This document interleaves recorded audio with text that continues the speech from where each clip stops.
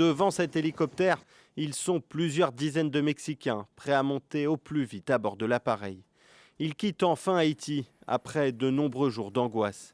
34 ressortissants ont été évacués en urgence, en majorité des membres de l'ambassade du Mexique à Port-au-Prince.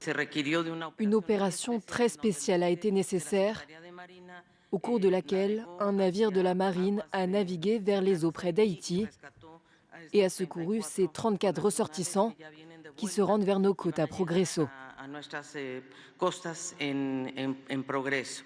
Le Mexique est loin d'être le seul pays à avoir évacué ses ressortissants d'Haïti face aux fortes violences. Il y a une dizaine de jours, c'est la France qui avait mis en place une évacuation d'urgence. 243 personnes avaient pu quitter le pays, dont plus de 160 Français. Tous avaient pris d'abord la direction de Fort-de-France, en Martinique. Des ressortissants qui vivaient depuis des semaines dans la peur. En Haïti, la situation est toujours aussi chaotique, avec une guerre des gangs pour l'heure incontrôlable par les autorités dans la capitale Port-au-Prince. Dans la ville, les coups de feu se font très régulièrement entendre et de nombreux corps jonchent les rues.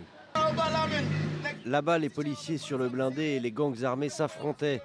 Cet homme que vous voyez étendu par terre, ça aurait pu être moi. La semaine dernière, l'ONU avait évoqué une situation cataclysmique avec plus de 1500 personnes tuées depuis le début de l'année.